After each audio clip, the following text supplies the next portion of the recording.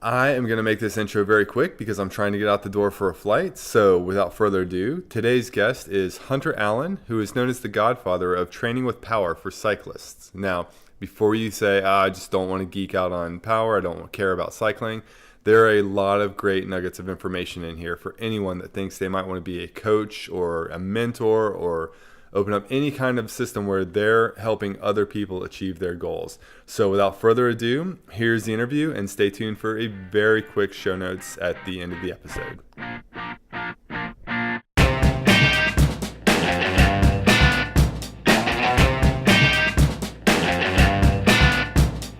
Welcome to the Build Cycle, the podcast by Tyler Benedict that explores the startup stories and growth tactics of hundreds of entrepreneurs, plus his own tips and tricks learned over 2 decades of launching, running, and growing businesses, including BikeRumor.com, the world's largest and most popular cycling tech blog. If you're thinking of starting your own business, the Build Cycle will give you the tools and inspiration to do it right.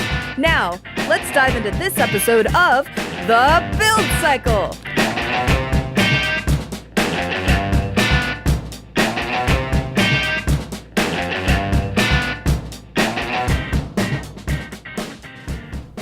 So Hunter, you are kind of known as the guy who really pushed training with power into the cycling world.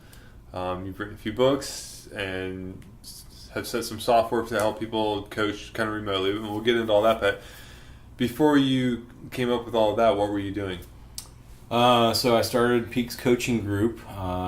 Basically, when I retired from being a professional cyclist, I had been working with a few local athletes, just helping them out, and then I kind of had one of those moments of like, okay, what am I going to do with my life after I retire from cycling? And had a client come to me and said, hey, I want to have you as my coach, and but I don't have any money. I'm a poor college student at Clemson University, but I'm a programmer and I can build you a website. And I was like, what's a website? So what year was this then? This is 97. Okay. So he's like, oh, it's like this business card online. It'll be really cool, I'm like, why do I need a business card online? I've got a business card. I don't need one online. That's stupid. And he's like, oh, it finally convinced me to say, okay, so I'll have a website. So he built a website for me. And the next thing you know, I had 40 clients, and I'm like, wow, turn it off, stop it. and then I realized oh wow, I have a business here. There's something that I can do this. So I started recruiting some of my former pros who were also retired, and said, hey, would you like to start coaching and working on this? So I started the coaching business and started working with multiple athletes that I was coaching, my other coaches, and I started training them. And then, around 99, things were going well and we were growing, and another athlete came to me and said, hey, I have this power meter thing. I'm an early adopter. I bought this power meter. I don't know what to do with it. Would you start coaching with it? So I said, sure, I guess so. I've never had a power meter. I have no idea what this means, but I'll try. And so immediately, we started sending Excel spreadsheets back and forth, and he said, for me, I didn't know what 1,000 watts meant. Was that good? Is that bad? And so I bought a power meter, and I went out and started training again because I needed to know for myself what it meant. Then we started having more and more elaborate spreadsheets, and again, very fortuitous. He was also a very good programmer. Kevin Williams is his name. And then we started building TrainingPeaks software. So we built that and started just playing with it in 2001, just to have something to do, to be able to segment out pieces of the workout, create intervals and make it easier to see what our numbers were. And then we got really serious in 2002 and 2003 and said we're going to actually launch this as a product. And so we worked really, really hard and launched it in 2003. And I thought, well, maybe we'll sell 100 copies. Who knows? And we sold a lot of copies of it and did really, really well. And really supported it through spending a lot of time in forums. Really there was at the time the wattage forum, And that was how we totally supported it. We launched it to the wattage forum, to the people in the wattage forum, really. Built it for them. And then supported it through that, and that really started to grow. And then at the time, Gear Fisher, who is the current CEO of TrainingPeaks, he came along and said, hey, would you guys be interested in becoming a part of, at the time, it was called Training Bible. And so we said, well, I don't know, we'll think about it, and we ended up working it out together. And so Training Bible was this online virtual company of coaching, and then we had Cycling Peaks software, so that merged together to become TrainingPeaks.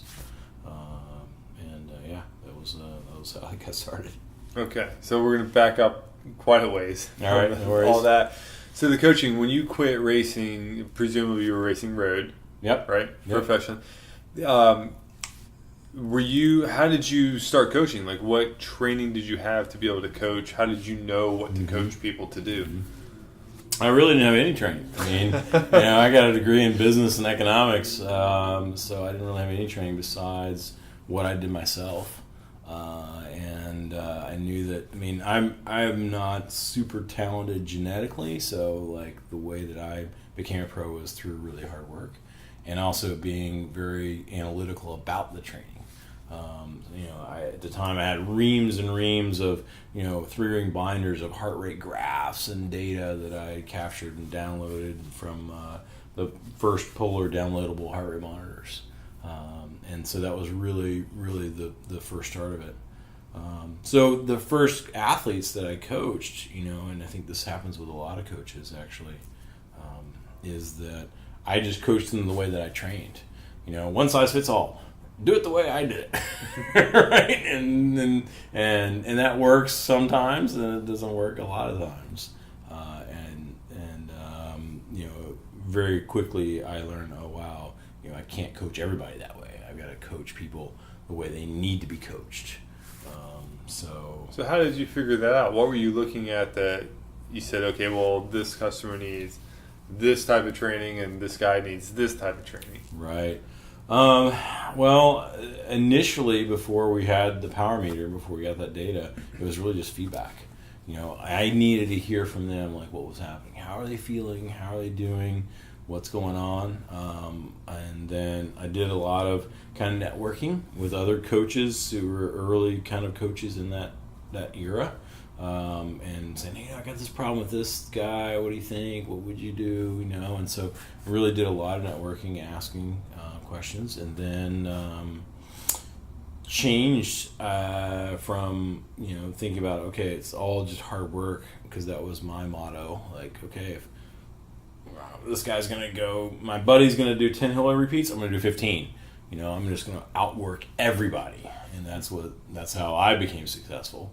And I think that there's still a lot of merit to that. You got to work hard, but at the same time, there's also this component of people. Some people need more rest. Some people need actually a little less work, and some people need different focuses of work, where everybody's physiology is very unique. So early on, it was definitely trial and error still. How, when you solicited the feedback from the people you were training, what were the specific questions or tactics you used to make sure you were getting the right kind of information from them? Right. So one, there is absolutely a couple of different things that are really important. One is how you're sleeping, which a lot of people overlook, but the first thing that happens when you start to train too much and overtrain, you don't sleep really well. You would think that, wow, they're really tired, and so you would sleep a lot, but actually the opposite happens, which is strange, but that's what happens. Two, feedback from what the feeling in the legs are, because once you kind of get to a certain place of cycling, you have this feeling of the legs. Are the legs heavy? Are they tight? Are they loose? Are they supple? Are they soft? Do they feel very powerful? So there's all this whole vocabulary of the feeling of what the muscles feel like. And I am fortunate enough to know pretty aware of the body and how that feels, so I was able to interpret what they said. And then to look at kind of a couple other things like how their performance was how they were performing in the races versus how they were performing in training. Were they doing the workouts? Could they do the workouts? And then if they couldn't do the workouts, how did that correlate with the races? So I was early on doing some Excel spreadsheets and just putting in notes and putting in some things that they told me and trying to make some correlations. So that helped. How has that changed over time? Because now you've got heart rate monitors and power meters and everything uploads all of that data to the cloud where you can see. So do you still rely on some of the subjective, how are you feeling and sleeping? Absolutely. Or is it all No. data-based? I mean, you got to have both, right? I mean, to me, it's the art and the science of coaching. And so the science is all that data. And so you got to have that data because that's super important to understand, where they're going, diagnose it, understand here's the training prescription, et cetera. Here's how they've improved, but then also what they're telling you, right? So the best relationships that I have with my current athletes are the ones that not only give me their data files, but they also give me their feedback, and they write. That would be a dissertation, 3 or 4 sentences, about how they feel, what happened in the ride, and that's really helpful. Right. So you got both. And so when power meters had been out for a while, they just weren't very widespread. When that first guy came to you, was it immediately this aha moment, like, here's this new technology, I need to jump on this right now? Or? No, not at all. Not at all. It was more like, oh man, I don't know what's going on with this. I don't really understand it. But you did it. Yeah, well, you went out and eventually. you got one. Were there any other coaches that you knew of at the time that adopted that technology? Not at all. Not that I knew of at the time. Right. I mean, there were some that were on this wattage forum, and so we were all a little bit exchanging ideas and working through those ideas and such. But and I think that was a part of it. But yeah, it was very much how do we take this and create a step-by-step process of training with it. Right. And that really, to me, was the genius of what I did along with a bunch of other people, Dr. Coggin and others, was that we actually systematized the training, right? And so everybody, all humans want to have a system, right? Oh, just tell me the step-by-step process. Like, what do I have to do? Step A, step B, step C, step D. Just give me the process and I'll go do it. And nobody had ever come up with that. And so I was able to do that. I was able to say, okay, this is the steps of what you have to do in order to train with a power meter. And here's all you have to do is just do these steps and you're training with a power meter. So how does a systematized approach like that work when you still have athletes that handle workload differently, like you were talking about earlier? Right. Do you just create a couple of different systems and then find the one that fits, or something else? Well, it doesn't necessarily. Well, I mean, there were a couple of tools that we developed along the way that helped with that. One, the basis of it was the fact that, okay, well, we have to understand what your FTP is, your functional threshold power. Your training zones come from that. What are your strengths and weaknesses come from that? And then you go and train. And here are workouts that you actually do. And then from there, here's what the graphs and charts mean. But what really made it even more usable was when we developed a performance manager chart. And so we took the training stress score and we actually built it into a chart that you could look at your form, we call it fitness, and then freshness, and see how fit and fresh you were. And so based on that, you could then say, okay, well, Tyler, you need to make sure that you train really hard for 5 days, but you need to rest for 3 days. And then you train hard for 5 days and rest for 3 days. So you start to figure those things out from the performance manager chart. So that one was, to me, like the big aha. Now we have something that can be more individualized for most people. before you guys merged and the Training Bible Training Bible, yep. came on, before that happened, before you had the software program, was this all, like, how automated was that system for each individual athlete, and about how many athletes were you coaching at that time? Before all that happened, I mean, man, I was struggling, right? I was trying to coach 40 athletes because, I was only charging like $50 a month, so I was like, well, I'm trying to charge, not charging very much, and I got to coach a ton of athletes to deal with this. And not systematized at all. I mean, all of my training plans were built in Word documents. None of them, I was like retyping them all. There was no libraries, there was no workouts, there was none of that. So it was very labor intensive. So all the systemization you were talking about came about after, as part of the TrainingPeaks type thing. Part of the software. Yeah. So one of my questions, which I feel like you partly answered at the beginning, you said after you went from racing as a pro to coaching, that you brought on some of your other pro friends to coach too. So my question is, like, when it's you're the name brand, so to speak, as the coach, how do you scale that? Yeah. Well, that's a challenge because that's certainly, for me, I didn't never name it Hunter Allen Coaching. I named it Peaks Coaching Group. So, because I wanted to create a group of collegial coaches that we would have feedback to each other and be able to work with each other. And I didn't want it to be about my name necessarily. So that's the first step of it. And you thought of that consciously before you started? Yeah, absolutely. Yeah, that was really the beginning. Was what I thought about doing. So, and then at the same time, the being able to say, one of the biggest problems in coaching is that coaches want to coach and they don't want to necessarily run a business.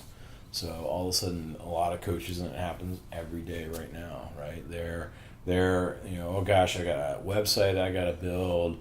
I've got to deal with taxes. I've got to, chase down people with credit cards, and this guy's not paying me. I've got to, update my blog. I haven't updated my blog in 2 months. I've got to send a newsletter out. I've got to market, to Google and Facebook and all this other stuff that we didn't even have back then. So I mean, all that stuff is now like, wow. Next thing you know, you don't have any time for you, right? It's like, I'm coaching 20 athletes because I got to coach 20 athletes, but then I'm running this business. So a lot of coaches would just rather coach. And so for me, it was a conscious decision to say, wow, okay, Peaks Coaching Group will run the business side of it. We'll do all of that side of it. We'll have the marketing director. We'll do all the admin. We'll make sure everything is done on that side, and you just coach. And then we'll actually even bring clients to you. We'll match clients with the coach. So that's what we do, right? We just bring all, we do all the marketing, we do everything so the coach just has to coach, and then they get a paycheck at the end of the month or in the middle of the month, and they're happy. They're psyched, and they don't have to deal with all that other crap. So I've got 2 questions. I want to say them both just so I don't forget one.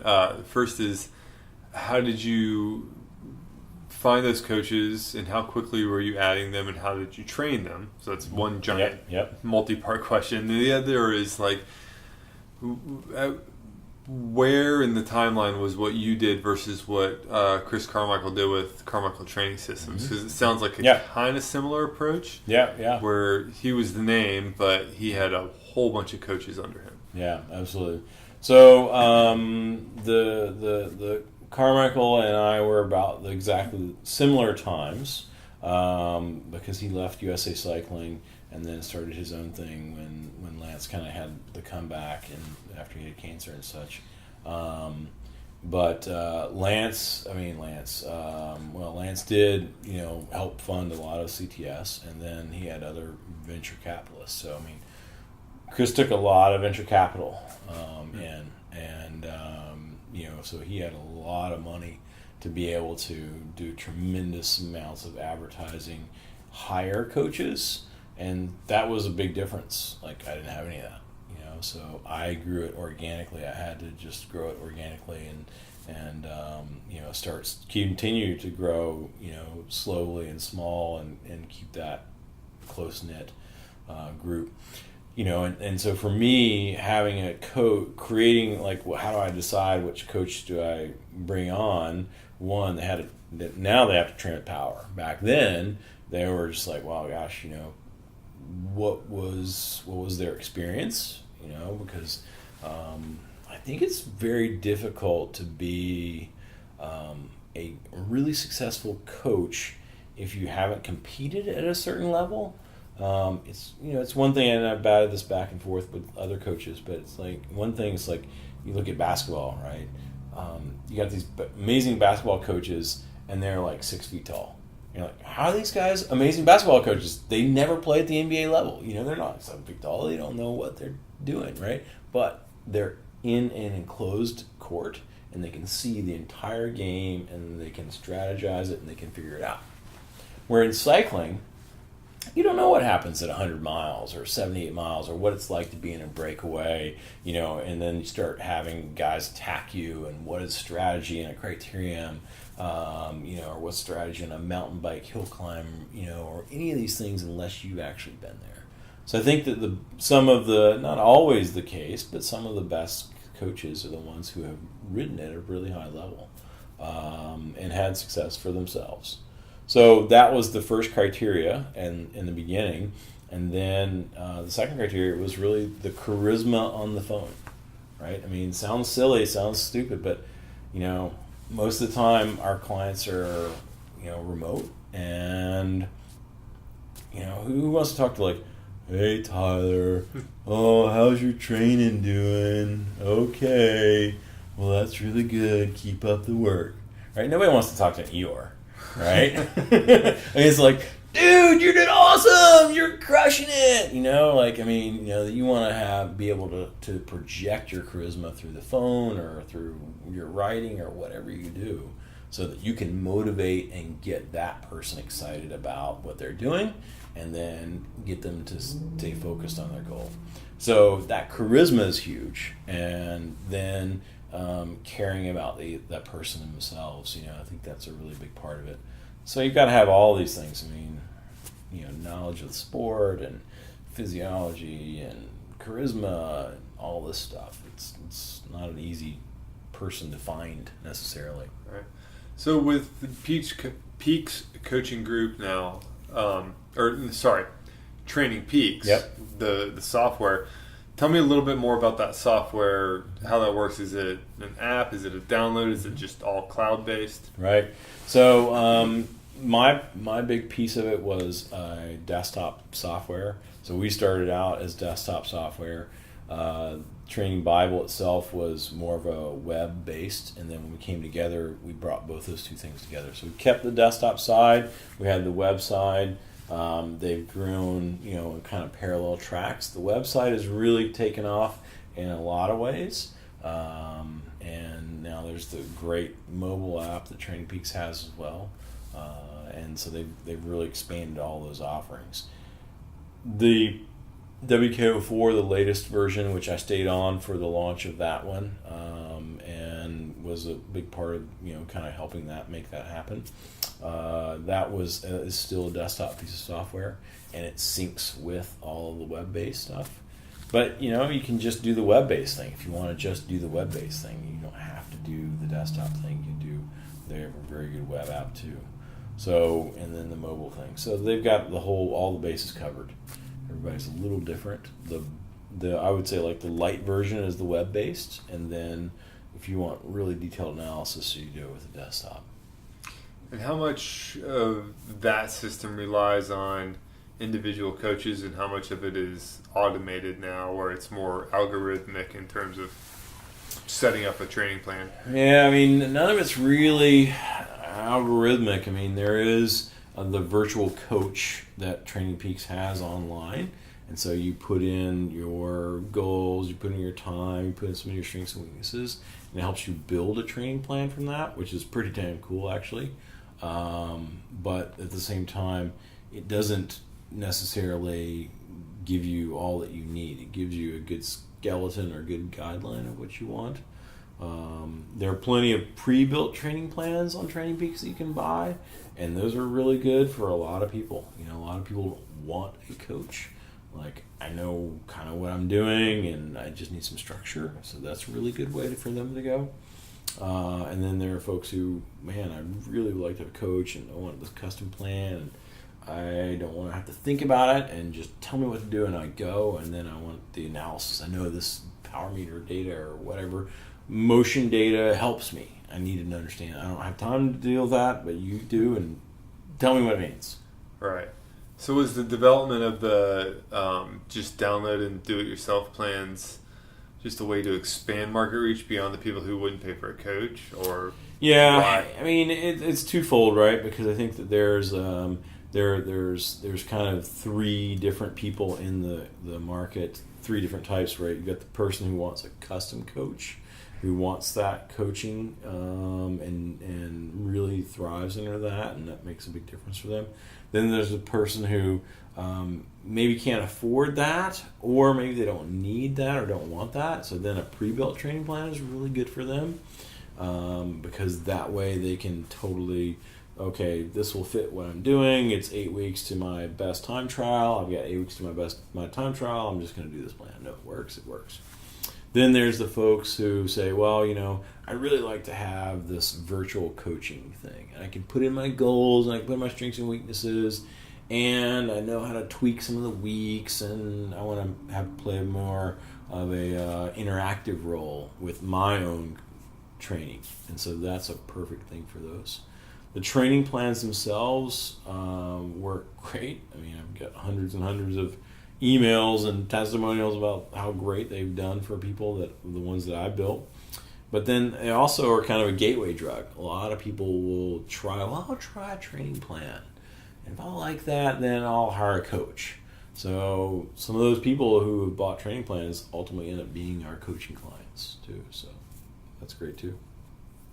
The virtual coach, where the client puts in some of their own data to figure it out. Two questions on that. With all of the cycling computers now, as soon as you finish your ride, they upload the data to whatever, whether it's Strava. I think, do some of them upload directly to TrainingPeaks? Yeah. And so is the software able to take that information and kind of recalculate the training plan, like in real time, sort of update? No, not yet. Okay. Not yet. No, is that on the roadmap? I would like to think it is. I hope so. I hope so. Seems like a good move. You know, just sort of eliminate work, which sort of leads to the next part of that question was, when people are putting in their own plans and adjusting it themselves, like, how do you guys keep them from sabotaging themselves? Right. Because really, like, a lot of them, right, they probably don't know what they're doing, right? Like, right. They're not a coach. So how do you keep that from going south? Well, I mean, that's a tough situation, but you know, I mean, they certainly, if they change their plan, they certainly can. You know, that's one of those things that they can absolutely do. And you know, we'll get at Peaks Coaching Group, we'll get a lot of people who will say, you know, I want to hire you guys for an hour of consulting. I need you to look at my plan. I've built this plan. I need you to look at it. Does it make sense? You know, do I need more rest time? Whatever. Look at my data. And so we do a ton of that too. So that's one way to, you know, help out people. Do you ever come across somebody who's tweaked the plan on their own, kind of out of your control, and then said, oh, this TrainingPeaks stuff sucks, it didn't work for me, because they messed it up, but they're blaming you? Or? Right. Yeah, I think that we've probably seen some of that. Right. So how do you deal with that? Because nowadays, everyone's you know, got this worldwide format with the forums and... it's hard to. I mean, it's hard to deal with that just because of the nature of that, and you know, I mean, it's he said, she said kind of thing. So it's not an easy thing to say. Well, you know, hey, look, you didn't do this right or that right, or you tweaked this, and we told you not to do that, and it happened anyway. You know, and I mean, even that happens in the custom coaching world. You know, I mean, it boggles my. Excuse me, boggles my mind. Some guys, you know, I've had clients who paid me $1,000 a month for coaching, and they don't do a coaching plan. They don't do my training plan. They don't even do it. They do something else. I'm like, what are you doing? You're not even doing my training plan. I'm like, working really hard for you. You're paying me $1,000 a month to coach you. You're not even doing the training plan. And then of course, they blame you because they don't achieve their goals. And you're just like, but you didn't do the plan. So, some people are what we are not coachable. They're just not coachable. Right. I'm glad you brought up what some people are paying you now. So when you started out, you were charging $50 a month, and now you're obviously making a good bit more than that per month when you do one-on-one. When you started out, what was the mindset of that pricing? Was it just I just need to make it affordable so somebody will pay, or? Yeah, and there was nothing to really base it off of. Like, what was it valued at the time? So I had 3 different training plans, or 3 different levels: 50, 75, and $100 a month. And that was it. And then I think Carmichael came out, and I'd been doing it for a couple of years. And then Carmichael came out, and his was like $100, $200, $300 a month. And I was like, I'm raising my prices. So I immediately doubled all my prices basically to match kind of his prices. And people were still, willing to pay for it. There was value there, especially once our first version of software came out, and we could really show athletes like how much they were improving and what they were really doing, and the training plans were working. Then it was like, wow, this is really cool, making huge improvements and achieving their goals. So as you grew the company, with the goal being this is a business and I'm just not a coach, how much time were you actually spending coaching, and how much time were you spent doing admin and business development? Oh, for a while there, it seemed like I was doing 70% business and 30% coaching. And then, it fluctuated all through the years between all that and juggling, trying to juggle my personal clients, because my personal clients are the ones that paid me, and that's the money that I used to feed my family with. And then I plowed all the money back into the business to keep that going. And so that's been a challenge over the years. At this point now, I've got a really great team. They, they don't even need me really. They're just going. This whole week, I haven't even been in the office all week. I've been traveling all week, and I haven't even called them on the phone. It's been really great. They're just kicking butt there, and we communicate back and forth email. They don't even need me really, which is awesome. It's a great place to get to. It's taken many years to get to that place, but that allows me to coach the athletes that I coach, and then do really cool projects like this, the Type R project with the motion sensors. I'm working on a book for indoor cycling right now, as well, because training racing with a power meter for indoor cycling is getting to be really huge. So spinning instructors, all these new power meters are coming out for indoor bikes. So nobody's written a book on that yet. So I'm working on that, and then working on this book that I really want to do with the Leomo team as well. It would be really cool to be able to say, okay, how do we use this motion sensor data? That's the same thing that we had back in 2000 when we had power meters. What do you do with this data? So. It sounds like they're trying to figure that out too from the presentation we were both at tonight. Yep. So talking about your books then, you've written 3 books? 2 books. 2 books. Yep. What made you want to do that?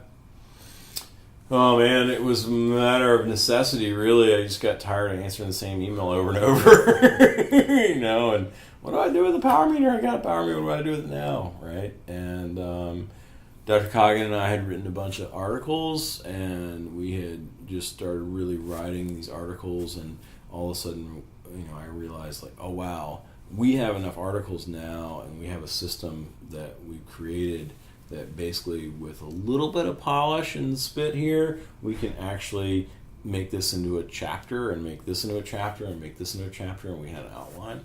And we sat down one night in a hotel room in Boston when we were teaching the next day, a power seminar in Boston, and let's write the outline. We just wrote the outline for the book and just started working on it. And so wrote it, and yeah, that was how it started. What year was that? That was, let's see, the book was published in 2006, so that was probably 2005. Yeah, when I wrote that. Yeah, Andy and I wrote that together. Yeah. And what was the second book? Second book was Cutting Edge Cycling that Dr. Stephen Chung and I wrote, and Human Kinetics came to us and said, "Hey, would you write this book? This kind of a what the second edition of Ed Burke's book would have been, Science and Cycling or something like that." But he passed away, and so they didn't have a second book for that, so they asked us to write for that, which it's a pretty good book. It's an interesting book. It's a little dated now, but it's a neat. There's some really cool chapters in there that I'm really proud of, and kind of explaining some of the physiology and then what happens, and and how the application of it is. So Dr. Chung is really, really great scientist. So he applied the science side, where I had like all the application of the real world. It's like what happens in the real world. So that was my role with that part. I don't know. And the first book, just so we've got it on record, it was called Training with Power. Training and Racing with a Power Meter. Training and Racing with a Power Meter. That was 2006, and then 2009 we did the second edition of that, and that's the current edition right now.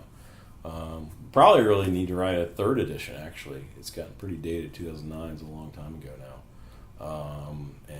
but we've been batting back and forth. Like, well, do we want to do a third edition, or should we do another book and call it Advances in Training with a Power Meter and Racing with a Power Meter? So I don't know. We'll figure that out. So the first book was maybe just to get people to stop asking you the same questions over and over again, but it's obviously there's the work, there's cost involved in that. Was it viewed as just a separate business, the book side of it, or was it a marketing tool for your training, or some combination? No, I mean, the book really wasn't any of that. I mean, we didn't give a crap about the book, really. I mean, it's like, we're going to write the book because we just wanted to write the book, and it wasn't something that we set out to like, oh, we're going to make $1 million, because you don't make any money selling books. I mean, it's ridiculous. You make no money. Okay, you sell like 1 million or 2 million books, okay, you make some money, but like this is a very niche market, so you don't make any money with that. It really was just to share it. It was all it was about. It was like we just want to share this knowledge, and we just want to get it out there and to help people. That was all that we really decided to do. So. Can you say how many copies you've sold of the first and second? Oh, I think it's like around 100,000 now. Wow. Yeah, so I think it's around 100,000. Yeah, somewhere in that range. And that doesn't make you any money. I mean, it's made some money. It pays some bills, but it's not like woohoo, we're millionaires or anything like that. Right. It's paid some bills, but which is nice. I mean, I'm not complaining. But at the same time, it's like it's not anything like you would think it would be. Huh. The running these businesses and stuff, what are some of the challenges that you've faced, and how did you overcome them? Oh man. I think that some of the lessons that I've learned have been, one, it's nearly impossible to do anything by yourself. Like, you have to have either partners in the business or good teammates in the business to be successful. Like, I think that it's just impossible to do things by yourself. One, you've got to have other people to help you that see and share your vision. Then, at the same time, that can also be really, really challenging working with partners. It's like, I've had multiple partners in the past, and I've now sworn that I will not take any more partners. But at the same time, I've gotten the business to a place where now it's like, I have a really good team that works for us and does a great job for all of our coaches and for all of our athletes. Learned a lot on the way, and yeah, it's matured to a place that's fine now. Right. Yeah, but yeah. Cool. The couple things. The way you phrased your involvement with TrainingPeaks made it almost sound like you don't work with them as much anymore. Well, no, I sold all my equity. Okay. Yeah, so I sold my equity in 2014. There was we took some venture capital from a guy in 2010 or something, and then he's started to really umbrella out with buying other companies. So now there's a bunch of different companies under the Peakswear umbrella. And at one point they said, hey, we want to buy out all of the owners except for basically Dirk Friel and Joe Gear Fisher. And Joe Friel, Dirk's dad, I think sold most of his. I sold all of mine. Kevin Williams sold all of his. There was one other owner he sold out as well. So that was like boom. I stayed on to the end of October 2015 to basically we launched the 4th version of WKO4. So that was my okay, I'll stay on to this point, and then once that was done, then that was cool. So Joe Friel was involved in Training Bible. Yeah, that's the name of his books. Yeah. Okay. Yeah. Pieces are coming together now. Yeah. So Joe really, because Gear and Dirk were best friends, still are best friends, and they wanted to build basically a virtual spreadsheet of how to use Joe's periodization plan in the back of his book. And so that's what they did. They did that online back in whenever they did that. And then that was how that started. So trainingbible.com started that way. And then you brought the power component to that. We brought that, the desktop software and all the power component to that. Yeah. Was that a tough decision to sell? Here in the recent couple of years, no. I mean, it wasn't. It was and wasn't. It was kind of a good timing thing.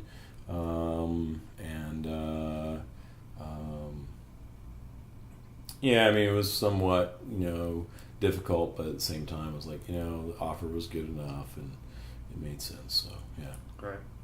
And so the name that you built for yourself, we're here at a presentation for a new product launch where it's instead of tracking power, it's tracking motion, which has potential benefits for a lot of different types of athletes, not just cyclists. But they tapped you to help write the initial kind of manual for how to use this for cycling in particular, which sounds a lot like a consulting gig. Has opportunities like this come up now that you've really established yourself over 15, 16 years?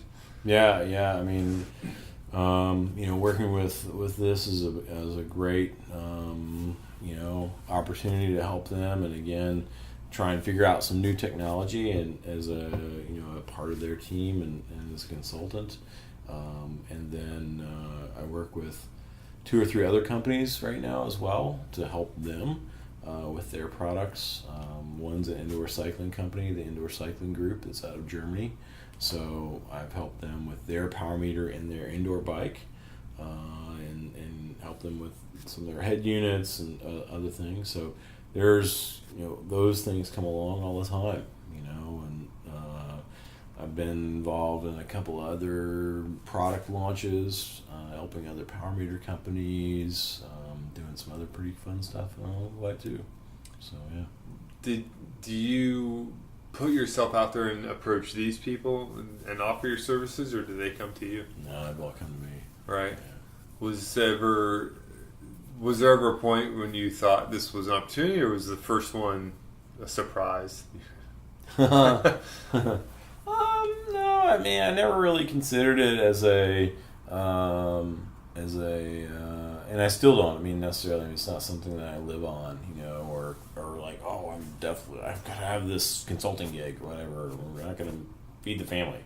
No, I mean it's additional income that's fun, whatever. Put it in the bank and put for college education or something like that. So it's my main business is focused on Peaks Coaching Group and making sure my coaches are well trained and they're happy and doing well, and all their athletes are kicking butt. All right, a couple more financial questions, and feel free to not answer whatever you don't want to. For the consulting stuff, have you established kind of a rate, like a day rate, hour rate, project rate, or do they come to you and say, hey, we'll offer you this to do this? I mean, it's a little bit of both. I have an hourly rate, and then I have kind of a daily rate as well. But then a lot of times they come to me with, this is the thing that we want accomplished, and so then I can give them here's the project rate if they want that. So I've done all of those things, yeah. Okay. And so for the coaches that you employ, do you pay them like per client, or are they all salary based? How does No, I mean they're all subcontractors of Peaks Coaching Group. So what we do is basically we take a split of the fee that the athlete pays. So our athlete is at the gold level, pays $329 a month. We take a split of that, and then the coach gets the majority of that. And that really goes to pay for, all the marketing, the admin, bringing the clients, handling all of the websites and all that stuff, so that they can just worry about coaching. Right. Yeah. Cool. So if somebody out there wanted to start up a similar kind of like online service-based business, coaching or something else, is there a piece or two of advice that you might give them? Oh man. Well, I tell you, online service from a personal service standpoint is it is a difficult thing to scale. There's no doubt about that, because you have to figure out, how do I scale my services, my personal services, and it's not unlike doing it in the personal service industry in the real world, right? It's like, okay, well, I have a house cleaning service and I clean houses. Well, how do I get like other people to help me clean houses and then make sure that they do a really good job, and then you've got a house cleaning business and you've got 10 people cleaning houses for you or whatever that is. That's still a very difficult thing to do because the quality control is really hard to do. So I don't know. I mean, it's. I think that if you're going into a service-oriented business where you either have to make a conscious decision right away, like, okay, I'm going to be a one-man show, and this is the one-man show deal, and that's where it is, or two, I'm going to figure out how that I can scale it and teach these other people really quickly and easily so that they can be a part of my business, and how can I make that happen. So we got to do some financial modeling. Got to make sure the money works too. All right. And you obviously chose the latter because you've got coaches. So with your coaches, how do you ensure quality control? How do you ensure they're giving the customer the experience that you expect of them? Right. Well, that's difficult. It's not easy. But they go through a 6-week training program. They have, we call them the 7 deliverables. All coaches have to deliver these 7 different things to our clients, and then that way we know that, okay, they're at least doing these things, and those things are the critical part of coaching. And then, because I don't ever want it to be like a bunch of mini Hunter Allens trying to coach, right? I want them to bring their own personality, right? I want them to say, okay, well, they're an expert in track cycling. This person's an expert in mountain biking. This person's an expert in ultra endurance. This person's an expert in women's racing. Whatever that is, I want them to bring that and their personality to the table.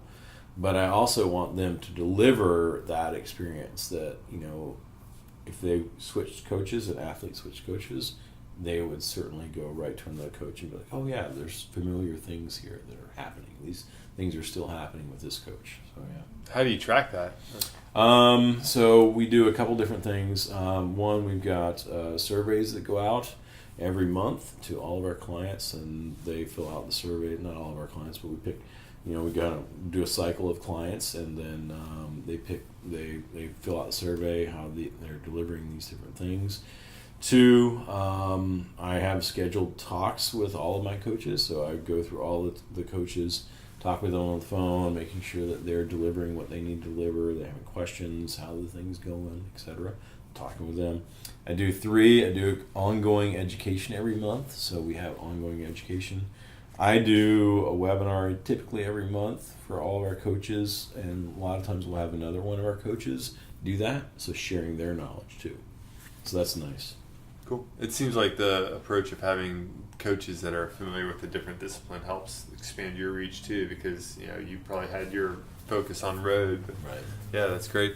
So, from last question, and because I know it's getting late, marketing. How do you get the word out about your service? What do you guys do for advertising? Yeah. Well, I mean, it's definitely evolved over time, and things are different. Unfortunately, Road Magazine is gone out of business, and that was like a really cool magazine. I'm really bummed about that. But I had a great ad in there, and I wrote for Road Magazine for 7 years, so that was good. Writing articles was a huge part in the beginning. So really writing a ton of articles about different things to getting my name out there and getting our name out there and people reading it and then inquiring about it. That was a big piece of it. We did a ton of grassroots stuff right early on, literally going to all the races around Virginia and everywhere and having booths all over the place. And then from there, it's then morphed into, okay, well now we're doing more online advertising with Bike Rumor, with Google, with Facebook, with all kinds of different places like that. And then we were also coming back to the grassroots stuff. So this past year, I really brought that back into the business because we didn't have this presence in Virginia, North Carolina, Maryland, Pennsylvania, the mid-Atlantic area. I was like, man, we just need to have this presence again. So we started having booths again at bike races and going around and participating in events that are in the area because that really made good sense. Huh. That's interesting that's valuable because in my mind it is like getting the one-on-one with customers is awesome, but it's also impossible to scale. And it's also very expensive. It's not impossible, it's very expensive to scale and stuff, but you see a return on that. I mean, every time we go and do an event, we'll get, you may get 1 or 2 clients right there at the event, but then you end up getting 10 or 15 because of it, because of later on you go to another event and you see them again, right? Or 3 months later they say, oh, I really want to coach. Oh, who are those Peaks coaching group guys? I met them, they'll hire us. But yeah, absolutely. Do you see a lot of referral, like word of mouth, like one customer brings you another customer? It's hard to say because a lot of times people won't say that they're being coached. It's kind of like, well, I don't want to be telling people I'm being coached by somebody, so they won't say that necessarily. But, we get some word of mouth. Yeah, some every once in a while. I wouldn't say that that's a big...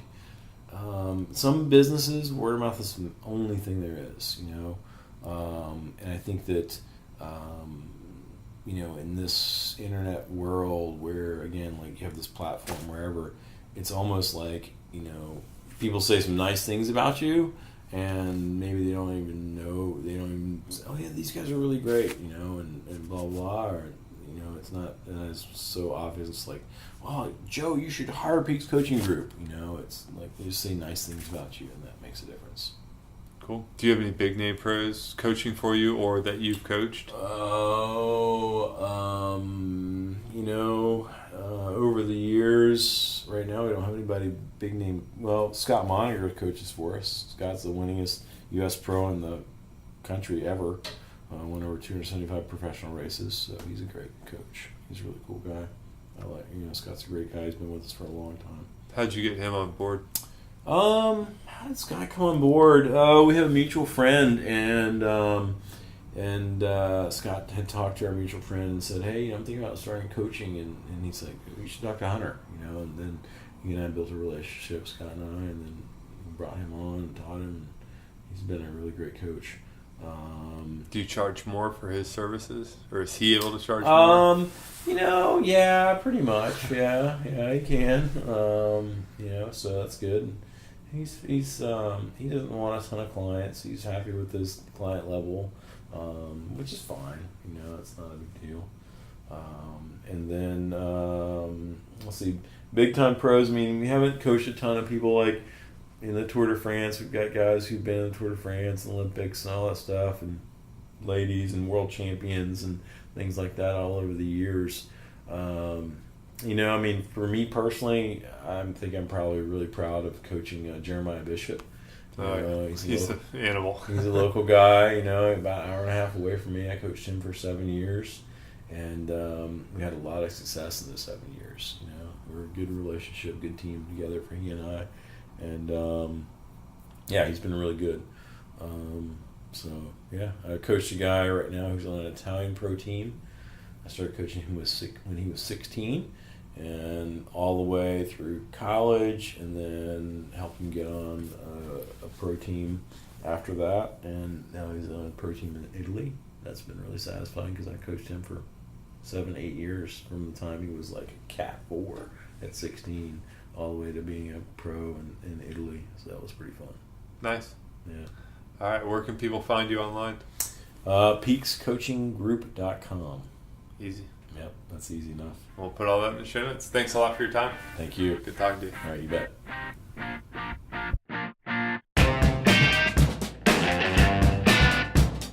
There are a couple of key points I took away from this. The first is, while he's a little bit humble about it, he saw an emerging technology and found a way to take advantage of that quickly before it was real popular and real mainstream.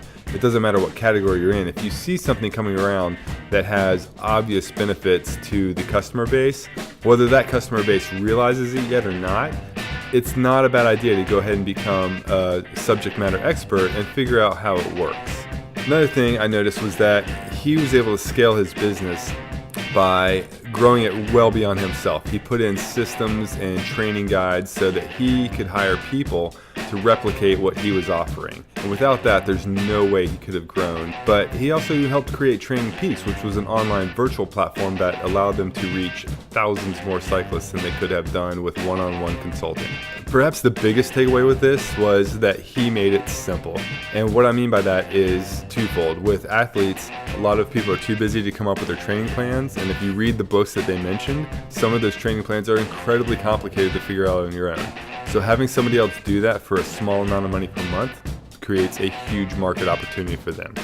The other thing is he made it easy for other coaches to join him by creating the whole back end, the whole management system, payments, and everything else, so that all they had to do was focus on coaching.